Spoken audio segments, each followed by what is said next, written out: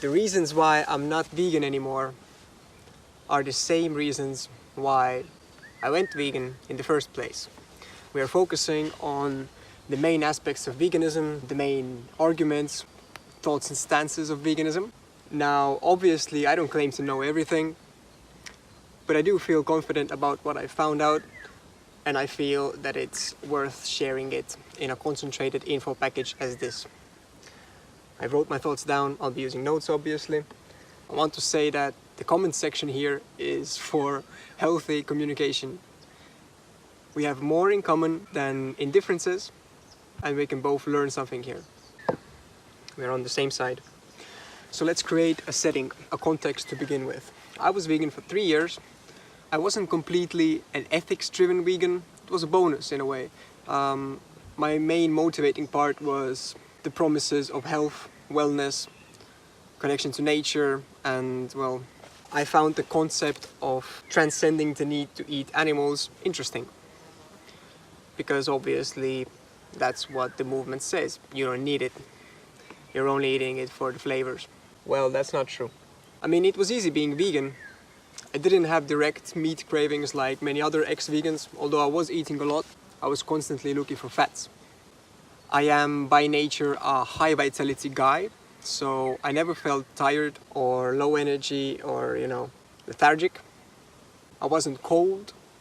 The excess fiber in the vegan diet created systematic chronic inflammation, so I was always feeling hot instead. I mean, it was an extremely valuable experience. I don't recommend this to anyone anymore, but maybe some of you just are so convinced by the movement blindly and you just need to have a spanking of your own experience. An example of that kind of guy, this guy here.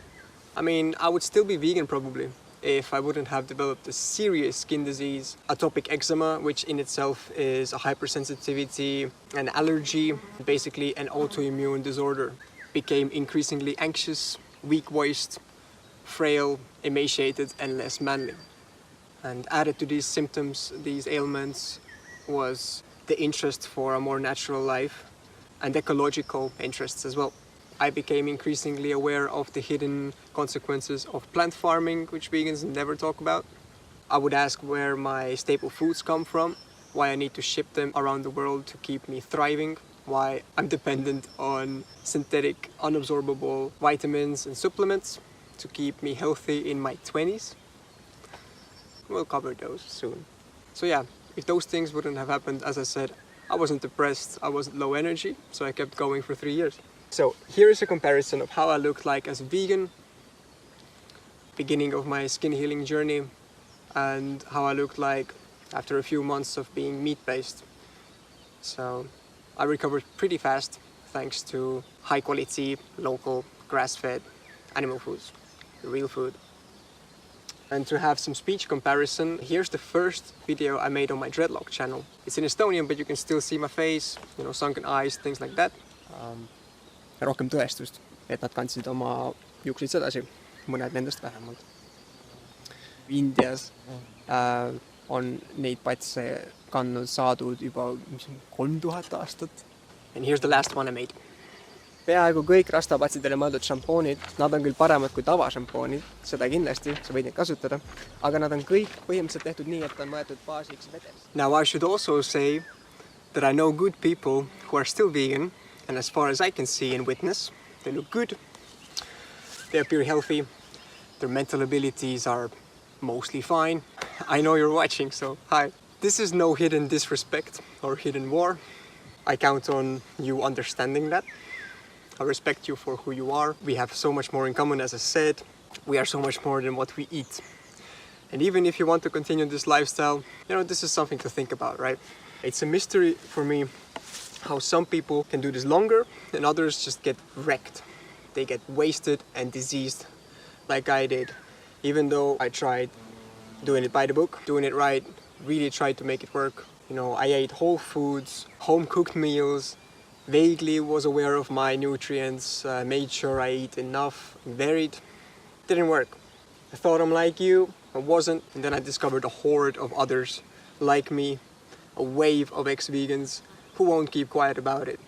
At this point, I see veganism as a malnourishment cult, and I won't promote or enable it, even passively.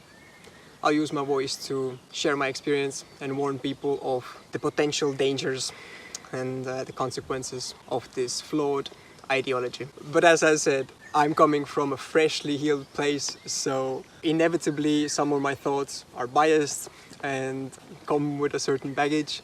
So keep that in mind. Things are not as black and white as I explained them, obviously, through my, somewhat painful experience. Anyways, let's have a respectful conversation about this in a shared space. We can both learn something here. First segment, health. We can start from this. An animal protects itself physically. A plant does so chemically. Even if you leave aside all sorts of pesticides, rodenticides and herbicides, and you just look at how plants are in nature, naturally, their defensive systems. There's anti-nutrients, certain things like oxalates, phytic acid, a bunch of other stuff. This is how the plant is protecting itself. And this is what is creating unease and disease in people. This is why it's important to neutralize these things, right? To soak the food, to boil it, to ferment it, just like all the traditional cultures have done with their plant foods. Have you ever seen a functioning, healthy, vital, long-time raw vegan? I haven't. Plants are missing over 15 essential nutrients. I know you don't want to hear this. Doesn't make it disappear. It doesn't have fat-soluble vitamins. For instance, vitamin A. Stop saying that carrots have it. It has beta-carotene, which the body has to convert, and that's a process that is not very efficient. It has to convert it into vitamin A, while liver, for instance, has a bioavailable, ready-made, easily absorbed way of getting that. Plants are mostly hard to digest, poorly absorbed, have excess fiber, have these anti-nutrients. Fiber is good for some things. For instance, if you really want sugar to have a boost in your life, you can eat fruit. That's the preferred sugar choice because the fiber in fruit blocks the body from absorbing too much sugar, for instance. But still, the excess fiber in a vegan diet creates a systematic bloating, like a chronic inflammation, just like I had. That creates a leaky gut, which results in allergies, hypersensitivity, autoimmune stuff. It's not just the fiber, but it's that as well. Plant seed oils are especially malicious because of the messed up fatty acid ratios, way too much omega-6s, not enough 3 to balance it out with. And of course, all sorts of pesticide, herbicide, rodenticide residue in the plant foods. So in my case, what happened was basically this, all of these things wreaked havoc in my gut and created atopic eczema. Meat and animal foods, on the other hand, are nutrient-dense, easily digested, especially raw, real health food, real natural health food. I have now restored myself physically, mentally, mental clarity, just consistent energy, huge benefits I received very fast. You can see what typically happens if you just look for some ex-vegan stories, something very similar to mine. Vegans, the epitome of malnourishment type of videos. I've even seen people who I follow there. It's really sad. In a way, it's a fasting mimicking state. For instance, in Eastern Orthodoxy, where my family line passively belongs to as well, this is what fasting is, abstinence from animal foods. So it's a catabolic state. There are some benefits, but after a year, you should really pay attention to your body's signals.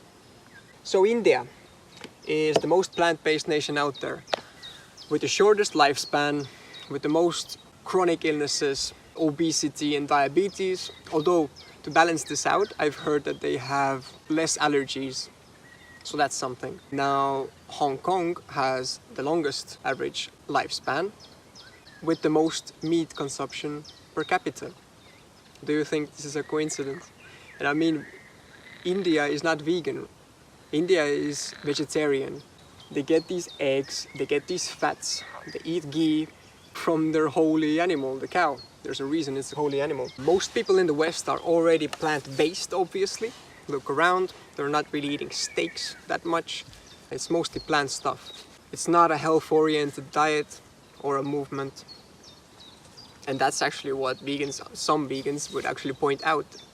They would say that this is not about health, this is not about humans, this is about the animals. proves my point that this is not about health. Except some ignorant vegan for health ones who will soon understand that they've been duped. Now, some would argue that for health you're gonna need supplements. Synthetic, unabsorbable, big pharma products. There's these fake vegan doctors, fake researchers and science. I understand that both sides can cherry pick data, right? Both sides have jerks. What I'm saying is that veganism, with all these points we're gonna discuss, is not the answer if you have these values. Yeah, supplements are a scam. They didn't work for me either. It's not an argument. So before I went animal food based, I simply started sort of supplementing, going on this omnivore approach again for my health. That didn't really work because I was so messed up already. It turned out what I needed was the ultimate elimination diet, eliminating all of the things that might be irritating me. And that turned out was, for a period, the carnivore diet. Now that I'm healed, I can branch out. I'm trying out different foods. Lately I found many plant foods that work for me, but it's still animal food based. By the way, you can check out my blood test results from SynLab from back when I was still vegan in the second part of the video, the eczema one. I'm going to show you exactly how my blood looked like. My eczema story is obviously anecdotal evidence, but I want to really point out that a staggering part of nutritional studies and medical authorities are directly funded by shady investors, twisted megacorporations and organizations, basically the plant food pushers. For me personally, my king of data, my trusted source of truth, is my own experience that I've tracked back through my daily diary. Anyways, this segment is touched on. Health is more important than ideology, and for healing my skin, I had to make health my single, most important, #1 priority in life. And veganism started to crumble right after that. But we'll touch more on health in the next segment. Next one, I'm gonna call this one Natural and Economy. What I mean is self-sufficient lifestyles. Or at least, somewhat autonomous lifestyles. Not being so dependent on global culture. Producing at least a part of your food your own or from your neighbors. Back to the roots kind of thinking. It's not a dogma for me. I don't limit myself from the modern city life. I enjoy that as well. But it's just inspiring, this old school stuff. And when I was looking for some inspiration as a vegan, to look for some people who are living off the land as vegans or, at least vegetarians, supplementing themselves with some eggs and milk, I quickly found out that it's impossible to grow all of your plant foods that you need to thrive on a vegan diet. I didn't find any self-sustained vegans. All the people who are connected to the land eat mostly animal-based foods, with plant foods being seasonal produce. So that made me realize that a really big part of vegans are just modern humans disconnected from their food source. You can buy seasonal produce all year round. Just completely disconnected from nature's cycles. Very idealistic, in a way dogmatic, but also romanticizing. Sometimes they're transhumanist in a way. They would say that our next step in evolution is to have this year-round abundance, and if you want to be healthy, then you need to take supplements. As I said, I found that idea interesting, but I can see that it doesn't work. And if it doesn't work, then fuck transhumanism. Animal foods are the only ones that we can grow all on our own land, on a small piece of land. And this is why they're under attack by the same economic entities who are propping up plant-based foods, fake meats, lab-grown meats, and all this stuff. Most of the plant foods that we eat do not exist in nature. I had no idea about this until I really needed to know about this. And then they call themselves all natural Christina, natural vegan living. It's ridiculous. What do you mean? Why are almost all plant food recipes, even if it's not about these fake meats and fake dairy products, just a normal stir fry, why is it always focused on making it creamy? That's already a red flag. You're craving animal fats, fat-soluble vitamins, all these kind of things, essential nutrients for yourself. All traditional cultures, when they did make something like this out of plants, they always mixed it up with some fats, some sort of creams. This is why we're imitating it.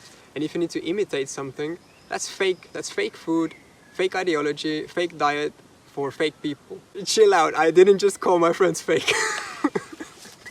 But this is what it looks like if we're talking about what's natural. And the second part of that, of course, is that if you're imitating these stir-fry things and whatever, and making things creamy, then you're using harmful plant oils to do so, and hard to digest nuts, nut creams, things like spreads and things like that. And man, I'm not demonizing plants. Plants are wonderful. That's why I'm bringing them back, and there's so many textures and flavors, especially. They have these water-soluble vitamins, trace nutrients, all this kind of stuff, but it's nothing compared to real animal foods with essential nutrients. Notice how these vegan food recipes call their food filling, not satiating. These two are different, just like hunger and appetite are different. Now, satiation is when your body is really satisfied and it's giving all the signals that I got what I need. Filling means you're full, usually from indigestible fiber. So satiation is a big signal that what you're doing is natural, you're eating right, your natural diet. And yeah, it's a strong sign of natural eating and living. So as a vegan, I started asking questions about where my staple food comes from, why I need to ship them all the way from the tropics sometimes, and why I need to be dependent on these pharmaceutical, synthetic, unabsorbable, fake-ass supplements and vitamins. And what I quickly realized is that this is not so much about health or the animals or the ethics. This is economical in a sense. There's a war going on for the consolidation, the merging of your food supply. They want you to eat monocropped garbage and basically ban and limit and not support your local real food producers, like my neighbors here. I'm gonna show you some of my staple foods now in my life. This brings me to traditions in a way.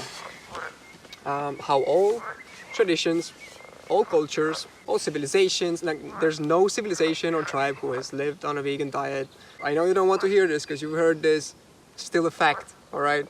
So to live naturally, you're gonna need ancestral knowledge and a connection to your food source. Be a part of the nature cycles, and animal husbandry is a huge part of regenerative farming. It's good for the environment, the local ecosystem, manure is good. Stop with the cow fart propaganda. This is not what is destroying the planet. Your huge monocropped garbage is. Me and my girlfriend and my friends, some of them are still vegan, were not a part of the movement. We were not hardcore activists. We didn't even want to really be associated with vegans because we saw so many of them being extremely irrational and not healthy and so on. So a big part of veganism is, people who hate themselves, hate humanity, that have spite for humanity. Vegan Gains, Joey Carbstrong, all of these vegan idols. It's really sad, very depressed, miserable, and some of them are just suicidal. It's crazy. They hate humans and they claim to love animals. They are basically saying that you need to malnourish yourself into sickness for the animals. They're doing this for the animals, but they never take care of cattle or flocks. There are ways that you don't kill the animals, you don't harm them. All you do is protect and feed them. And what you get is, you love the animals and you love the humans. What is this? You don't love the animals and you hate humans. So there's a lot of that stuff going on, and I know a lot of vegans would say, yeah, but I know that's happening, but that's not me. Yeah, it's okay.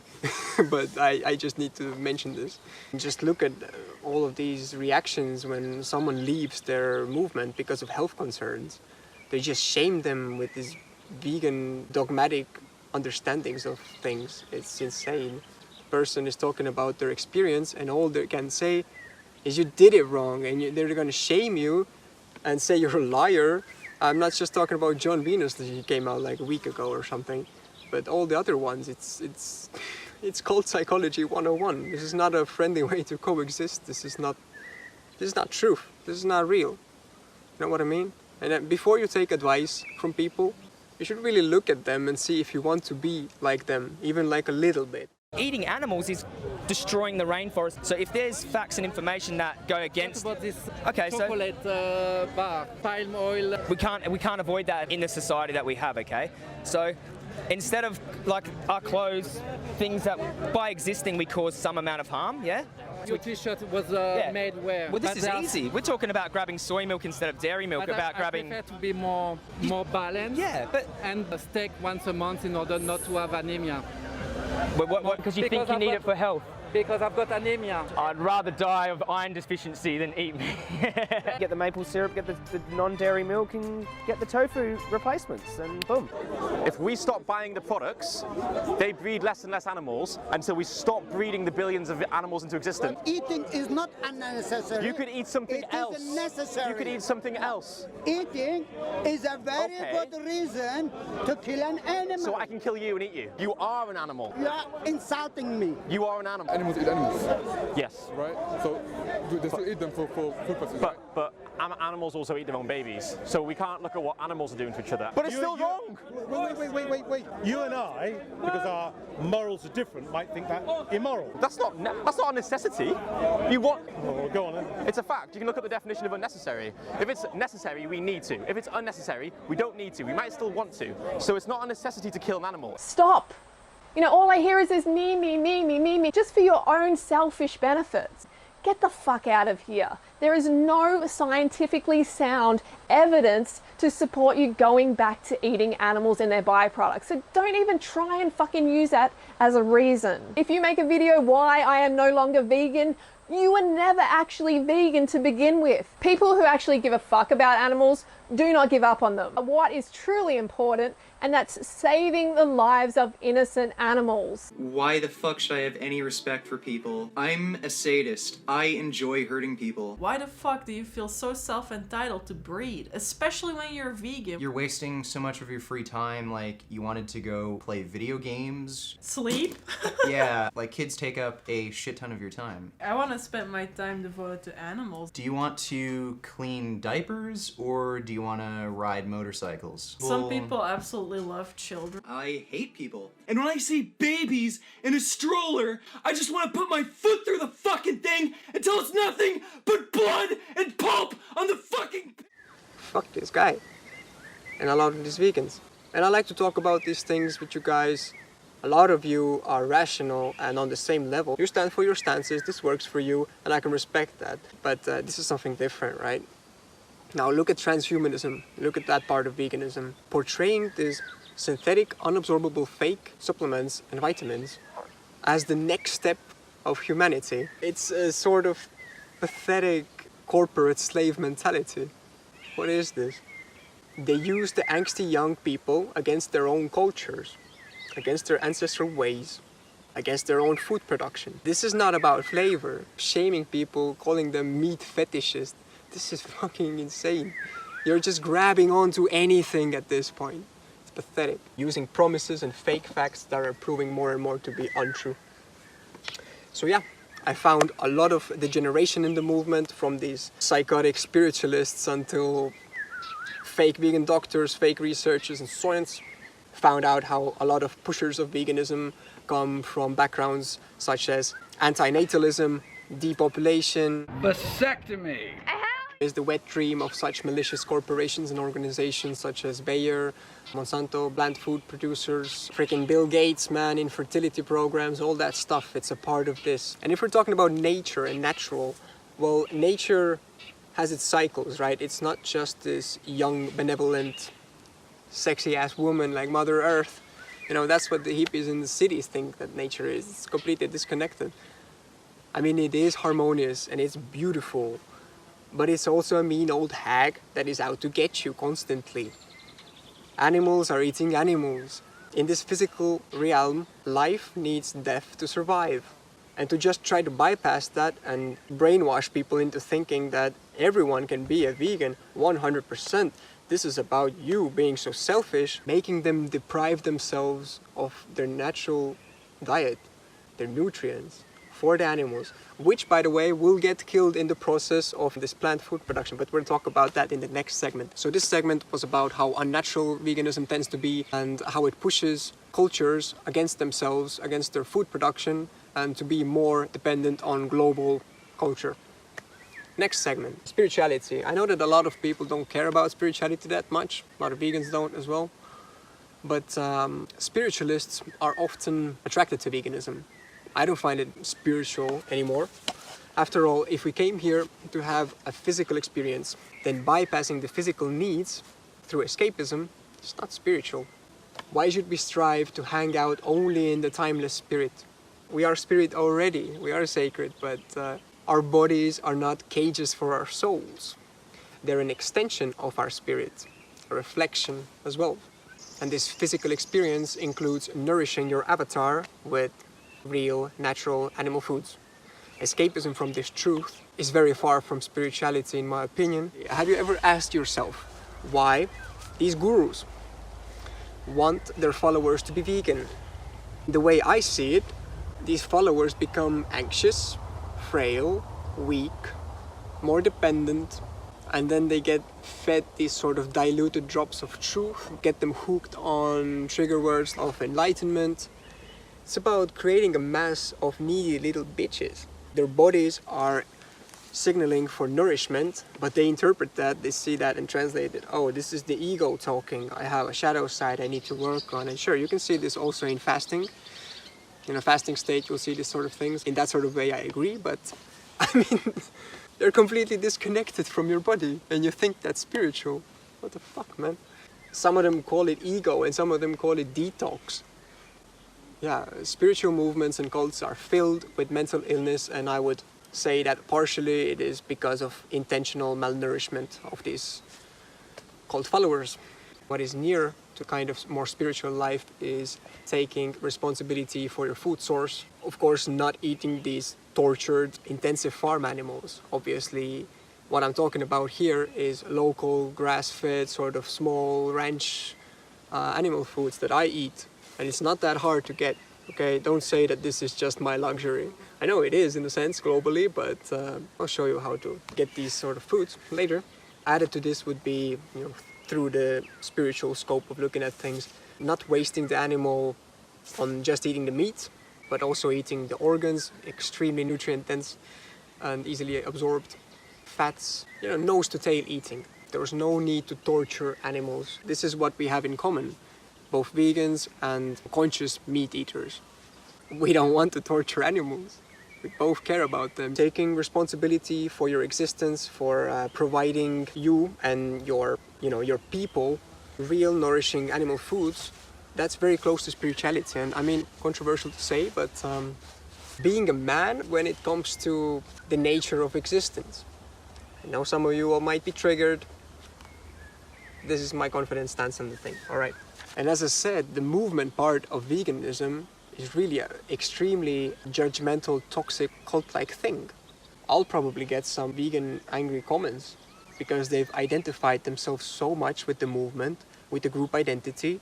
In group identity, we know it's not truth. In Estonia, for instance, we can learn from our history. All the violence that happened with Russian communism came from group identity. You were a comrade. You were not just you individually.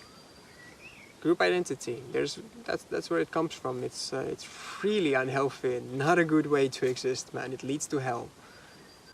Keep an open mind. I also do this when I'm learning about these new ways of living, keto and carnivore style. Have some sharp discernment. We are so much more than what we eat, and we have so much more in common than in differences. To wrap this segment up, I'm gonna say I trust ancestors, my own experience, a more natural way of living. Real food is local, in sync with the surrounding nature, comes from people to people, and from this sort of lifestyle comes health, consciousness, clarity and strength. That's all I have to say about spirituality side of veganism. Now we're gonna talk about ethics and morals, which is a huge part of veganism, and we have to sort of start from the meta in a way. Before we're gonna dabble in ethics and morals, in general, not even in the context of veganism, you're gonna want to map out your worldview. What I mean is that morality can be objective or subjective, depending on your worldview. Objective morality is sort of like Christianity, for instance. There is good and bad. You cannot change it. And the more sort of subjective and relative sort of morality comes from nature-based philosophies, pagan religions, and also atheistic worldviews, which veganism tends to fall into. What this means is that good and bad is not concrete. It's relative. So when we talk about these things, what happens is there's a movement preaching right and wrong, but depending on the vegan you talk to, the parameters are unclear. They're different. The lines run different from person to person. I can bring some examples. About a week ago in Pärnu, so one vegan told me that if you go into nature and you hunt for a rabbit and you can catch it with your hands. By the way, today when I was walking my 3-kilometer walk, I saw one running. I could catch it probably, but no, I didn't. It's just sort of pointless. It's so small and cute. But anyways, yeah, if you catch that and eat it raw, that's fine. Nothing morally wrong with it, because that's the nature part of you. Then you're a part of nature.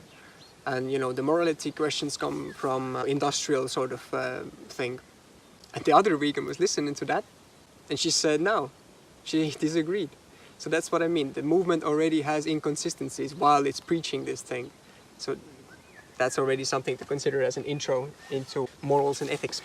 So a lot of these vegan activists like Earthling Ed, Joey Carbstrong, Bing Gaines, all of them, I mean, what they're doing is that they're using effeminate manipulation techniques to push their relative morality on you. It's immoral to torture and abuse animals. Obviously, who is torturing animals?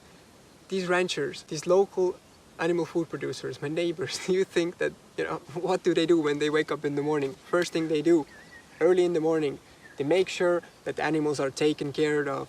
They have fresh pasture, they're protected from the wild animals who won't eat them in a humane way. They'll eat them from the asshole up, from the guts while they're still alive. To protect them, they're living for the animals and for the humans. So guess what? They're doing it for the animals and they're doing it for the humans. There's no torturing and animal abuse there. But you don't talk about this, right? You just want to show some slaughterhouse footage. Shock people. You know what's shocking? The consequences of plant food farming. We'll talk about this later. So as of now, I haven't killed any mammals for my food. I've killed fish and oysters, but no mammals yet.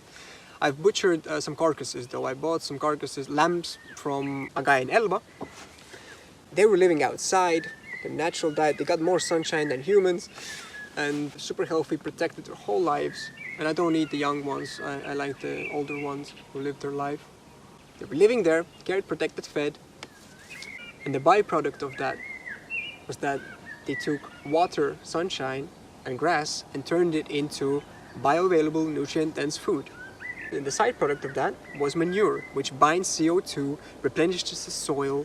It's a huge part of this sort of permaculture way of thinking, regenerative animal agriculture.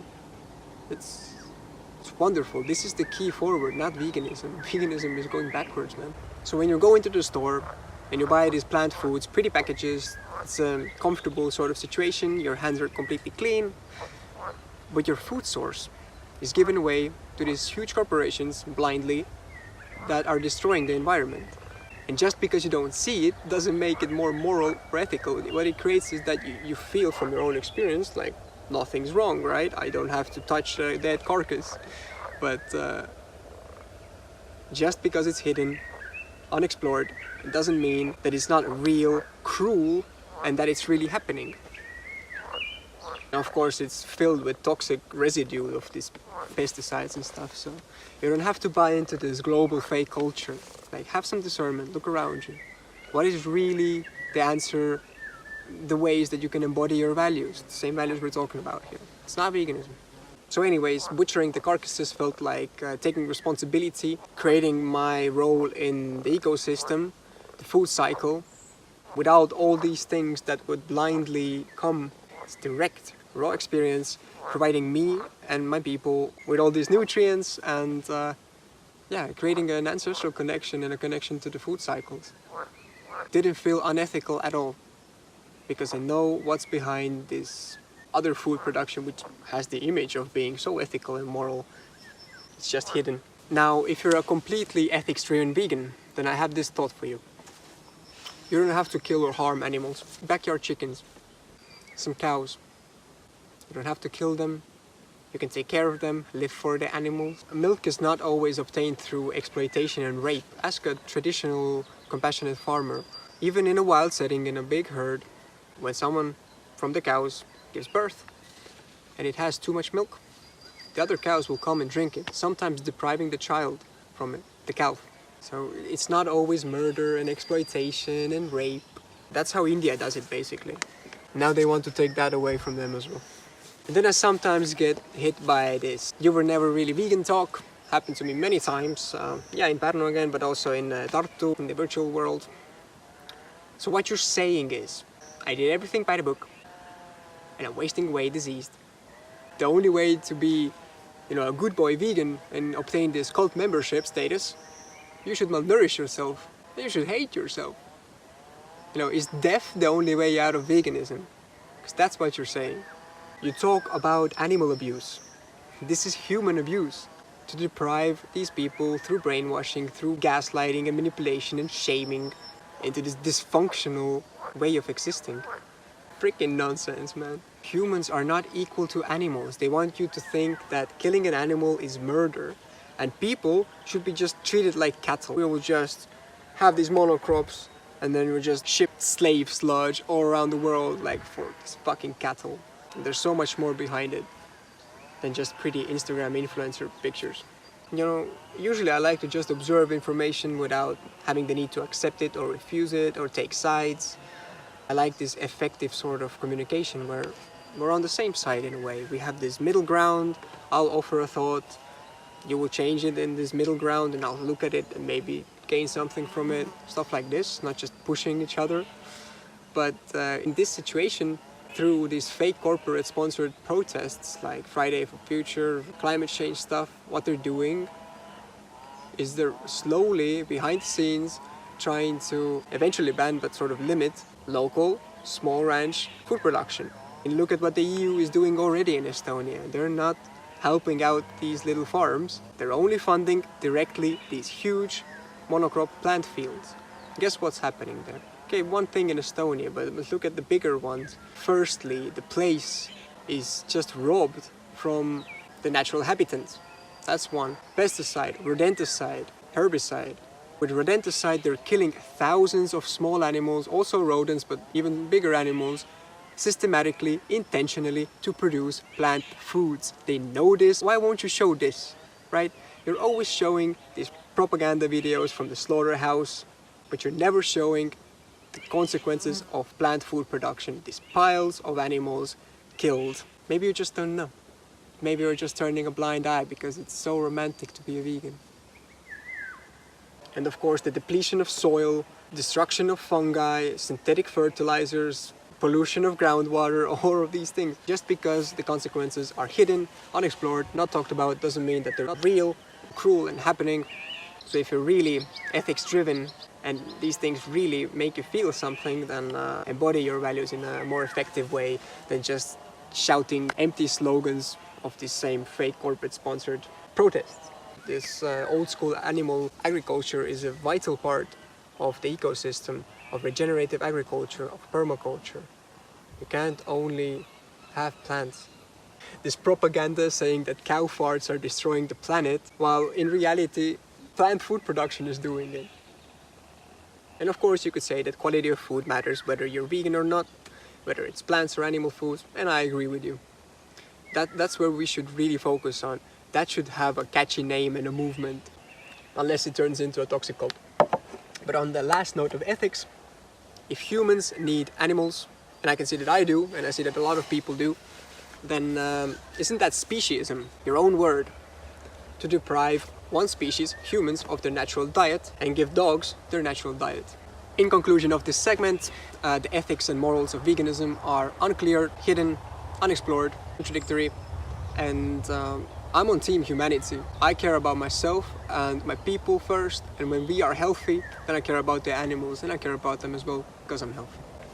How dare you leave my obnoxious death cult and pursue a life of integrity, health, and happiness? Shame! I don't have a problem with that. I can stand for that. Last segment, here we are. Environment, right? We already touched upon this. These huge monocrop plant fields, huge polluters and destroyers of the environment. It's a fat, ugly vegan lie that all animal foods are produced in this intensive way. Think about it. A lot of vegan ready-made products, largely soy, wheat, and corn. The biggest plant crops, soy, wheat, and corn. Sure, there's rice and stuff in there as well, but it's not a coincidence, man. In a way, it's slave sludge exported around the world.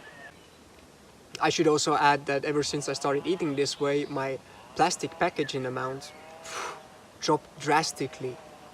Even some products like the butter, for example, I can refreeze pieces of liver in there, not a problem. So that's something as well, environmentally. So if you really care about the environment, not a lot of people do, but if you really want to embody that value, it's a beautiful value, and understand it, make connections to local food producers. They would actually come and deliver the food to your doorstep sometimes, even if you live in Tallinn, in the city. Just in a moment, I'm going to talk about Taluturg as well. It's not about shouting these empty slogans at these fake protests and basically protesting against your way of life. I would say that the Third World War is basically humans against humans. This is not about nation against nation, it's human against human. They're really milking this self-hate. I would like to explore more why we really eat this shit up. Like, why do we hate ourselves so much? Why is it so easy to tell us there's too many of us, we need to get rid of some of them? Bill Gates going all like, oh yeah, we went to Africa and there's too many people, and so we drastically reduced the fertility of the women, and so we can feel good about helping those people. Why is it so easy for them? Yeah, regenerative animal agriculture and permaculture. Check it out if you really care about this stuff environmentally. Now, some closing thoughts before we move on to the eczema healing part, the second part of the video, right? Second video. Here are some of my staple foods. These ones are from my neighboring ranches. These eggs are from 6 kilometers away. From that guy has 100 chicken living outside, beautiful. We get raw goat milk, really good for digestion. If you're not tolerating cow milk, especially pasteurized milk, raw goat milk is the way. We also get some goat cheese from that. There's honey coming from Moste, about 6 kilometers away that way. There's fish from Peipsi. So if you're living in the city, here's some foods you can buy from Taluturg in Pärnu, Tartu, Tallinn. Also health food stores, biomarket. Some of them I've even seen in some basic coop stores, like Nopri, for example. This grass-fed beef, for instance, these animals live all around of Estonia. I see them next to Pärnu, next to Viljandi. There's a herd living 4 kilometers away that way. Oh yeah, a funny thing that happened when I was filming them on the other side of the road. There was a tractor spraying something on plant crops. Funny contrast. Yeah, of course, wild deer and moose and boar, you can get this from hunters. I'm gonna show more examples in the next video, the second part. So yeah, I'm openly supportive of animal food-based eating and do not support veganism at all, but I still need to bring out the fact that I know good people who are healthy and still vegan. Go on, do your thing, man.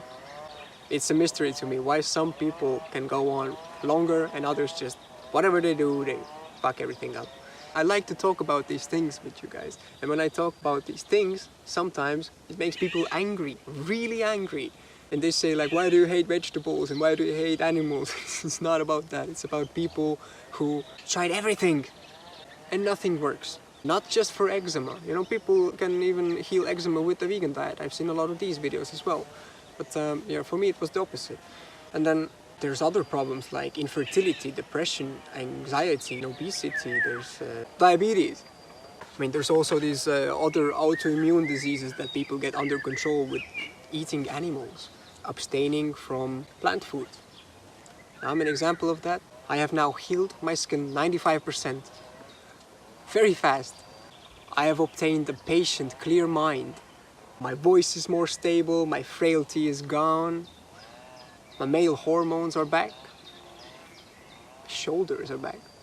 Days are filled with eagerness to live. I want to be a human. I want to cooperate with other humans.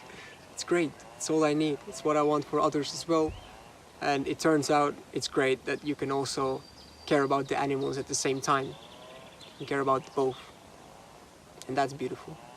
And as I said, respectfully, I'm not gonna keep quiet. This is not a war. We're on the same side. Let's get together for each other's benefit, right?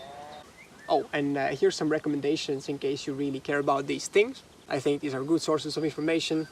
And yeah, let's keep a rational mind about this, right? Respectful atmosphere, let's talk about it. Right, see you in the next part of the video where I'll talk more about my experience and show you how I healed my incurable serious skin disease 95% in less than half a year. Phew, that's a lot of text.